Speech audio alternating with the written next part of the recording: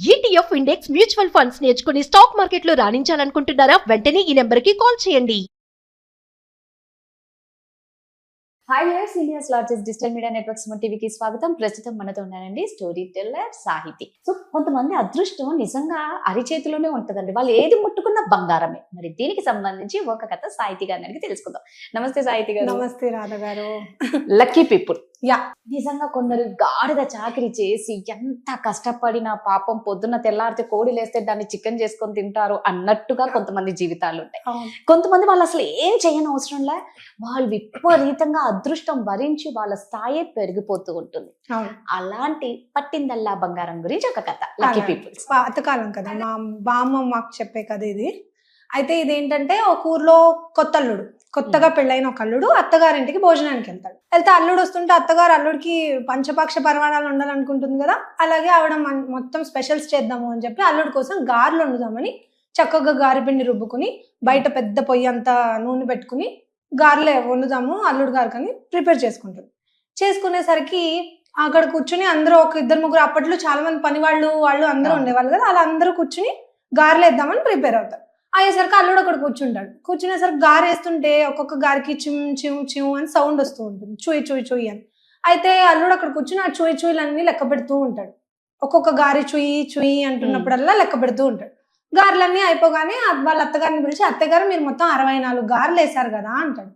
అనేసరికి అత్తగారు ఏమో బాబు లెక్క పెట్టలేదు, నేను ఒకసారి లెక్క పెడతానని అందరు కూర్చుని లెక్క పెడితే 64 ఉంటాయి. అయ్యేసరికి అమ్మో మా అల్లుడు జాతకాలు చెప్తాడు, మా అల్లుడు చాలా పెద్ద గొప్ప జ్యోతిష్యుడు, ఎంత కరెక్ట్ గా ఎలా చెప్పాడు అనుకునేసరికి అల్లుడికి అర్థం కాదు, అయ్యో నేను లెక్క పెట్టాను కానీ వద్దులే మంచిగా వస్తుంది కదా క్రెడిట్, ఎందుకు తీసుకోకపోవడం అని ఏం మాట్లాడకపోయేసరికి ఊరంతా చెప్పేస్తుంది మా అల్లుడికి జాతకాలు వచ్చు, ఆయన చక్కగా 64 అంటే 64 గారెలు అని చెప్పాడు, అలా ఇలా చెప్పాడు అని ఊరంతా చెప్పేసేసరికి ఆ విషయం తెలిసిన వాళ్ళు మర్నాడు పక్కింటి వాళ్ళు వచ్చి, మా గాడిద తప్పిపోయింది, మీ అల్లుడు గారికి జాతకాలు తెలుసు కదా, గాడిద ఎక్కడ పోయిందో చెప్పమనండి అని అడుగుతాడు. అడిగేసరికి అల్లుడు గారు భయపడతాడు, అమ్మో గాడిద ఇప్పుడు ఏం చెప్పాలి అని, నాకు ఒక రోజు గడువు ఇవ్వండి నేను చెప్పేస్తాను కనుక్కుని అనేసరికి రాత్రి అందరూ పడుకోగానే ముసుగేసుకుని ఊరంతా తిరిగి ఆ గాడిద ఎక్కడుందో వెతికి ఆఖరికి గాడిద మూల దొరికేసరికి ఆ గాడిదని తెచ్చి ఊరవతలో చెట్టు కట్టేసి కామ్గా వచ్చి పడుకునేసరికి పొద్దున్న లేచేసరికి చెప్తానన్నారు కదా అంటే, నీ గాడిద ఊరవతల చెట్టు కట్టేసింది అంటాడు. అనేసరికి అవునా నిజమే కట్టేసి ఉంటుందేమో, సరే ఈయన చెప్పింది నిజమేమో అని వెళ్ళి చూస్తే నిజంగానే అక్కడ గాడిద ఉంది. ఊర్లో వాళ్ళందరూ ఇంకా మళ్ళీ పక్కూర్ల వరకు అందరికి చెప్పేస్తారు, మా ఊర్లో ఒక అల్లుడు వచ్చాడు, ఆ అల్లుడికి జాతకాలు వచ్చు అది ఇది అని బాగా ఫేమస్ అయిపోతాడు, వైరల్ అయిపోతాడు మన అల్లుడు గారు. అయ్యేసరికి ఈ విషయం రాజుగారికి తెలుస్తుంది. రాజుగారిని పిలుస్తారు. రాజుగారేమో మా ఆస్థానంలో ఒక దొంగతనం జరిగింది, నువ్వు అది ఎవరు దొంగతనం చేశారో తెలుసుకుని తీసుకురా, ఆ నగలు ఎక్కడున్నాయో చెప్పగలిగితే చాలు, చెప్పకపోతే నీ ముక్కు చెవు కోసేస్తాను అంటాడు. అనేసరికి తను భయపడిపోతాడు, ఇప్పటిదాకా ఏదో చేశాను, ఇప్పుడు నా ముక్కు చెవులు పోతే నేను ఏమైపోతాను, ఇప్పుడు ఇలా అని చాలా భయపడిపోయి ఆలోచించి, అలాగే రాజుగారు నాకు ఓ రోజు గడువు ఇవ్వండి అని అడుగుతాడు. అడిగేసరికి సరే తీసుకో అనేసరికి అక్కడ నుంచి వెళ్ళిపోయి మళ్ళీ గాడిదని వెతికినట్టే ముసుగులో అలా ఊరంతా వెతికేసరికి అక్కడ 4 దొంగలు అంతా పంచుకుంటూ కనపడితే వెళ్ళి వాళ్ళని బెదిరించేసి, రాజుగారికి పట్టేస్తాను మిమ్మల్ని, మీరే దొంగతనం చేశారని నాకు తెలుసు అని బెదిరించి ఆ నగలన్నీ తీసుకుని ఇప్పుడు ఏం చేయాలి ఇవి అని బాగా ఆలోచించి ఆ ఆస్థానం వెనకాల ఉన్న ఖాళీ ప్లేస్ తవ్వి దాంట్లో దాచిపెట్టి మళ్ళీ వచ్చి కామ్గా ముసుగు తల్లి పడుకునేసరికి పొద్దున్న మళ్ళీ వెళ్ళి, సరే నువ్వు ఒక రోజు గడువు అడిగావు, ఎక్కడున్నాయి ఇప్పుడు నా నగదు అనేసరికి, మీ ఆస్థానం వెనకాల గొయ్యలో ఉన్నాయని నా మనసు చెప్తోంది, ఒకసారి అక్కడ చూడండి అంటాడు. వీళ్ళు అక్కడ చూస్తే నిజంగానే అక్కడ బంగారం ఉంటుంది.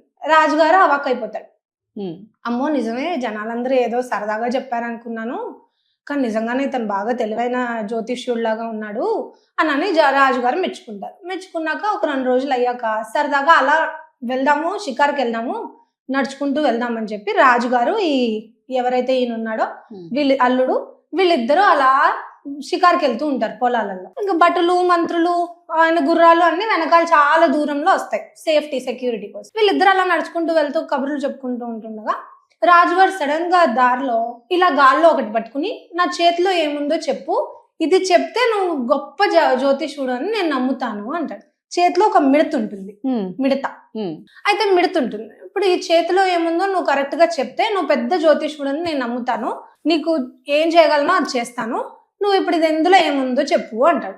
అనేసరికి ఇంకా అతని అల్లుడికి అర్థమైపోతుంది, అయిపోయింది, ఇంక ఇప్పుడు లొంగిపోవడం ఉన్నాయో అన్ని తెలిసిపోయాయి, ఇప్పుడు అప్పుడైతే మేనేజ్ చేశాను అవి ఇవి చేసి, ఇప్పుడు ఇంకేం చేయలేను, లొంగిపోదాం అని చెప్పి ఒక విషయం చెప్తాడు. చుయి చుయి అప్పచ్చ అదృష్టం, కష్టే ఫలే గార్ధ అదృష్టం, ముక్కో చెవో భూషణం అదృష్టం, మిడతం బొట్లు మీ చేతన్ చిక్కే అంటాడు. ఇక్కడ ట్విస్ట్ ఏంటంటే అతని పేరు మిడతం బొట్లు. ఎంత అదృష్టం అంటే పేరు కూడా కలిసి వచ్చింది. కలిసి వచ్చేసరికి రాజుగారు అమ్మో కరెక్ట్ చెప్పా, నా చేతిలో మిడుతుందని ఇలా వదిలేస్తాడు. వదిలేసరికి ఆ మిడత గాల్లో ఎగిరిపోతుంది. ఎగిరిపోతే అమ్మో ఎంత బాగా చెప్పావు, మిడతను ఎలా చెప్పగలిగావు, ఇన్ని రోజులు అంటే నువ్వేదో చేసావని నాకు ఒక చిన్న డౌట్ ఉండేది, కానీ ఇప్పుడు మిడత కూడా ఎలా చెప్పగలిగావు, నువ్వు చాలా గొప్ప జ్యోతిష్యుడివి అంటాడు. అందుకే కథ మొత్తంలో ఎక్కడ ఆ అల్లుడి పేరు చెప్పము, ఎందుకంటే అల్లుడి పేరు మిడతం బట్లు అనేది చివరికి చెప్పేది.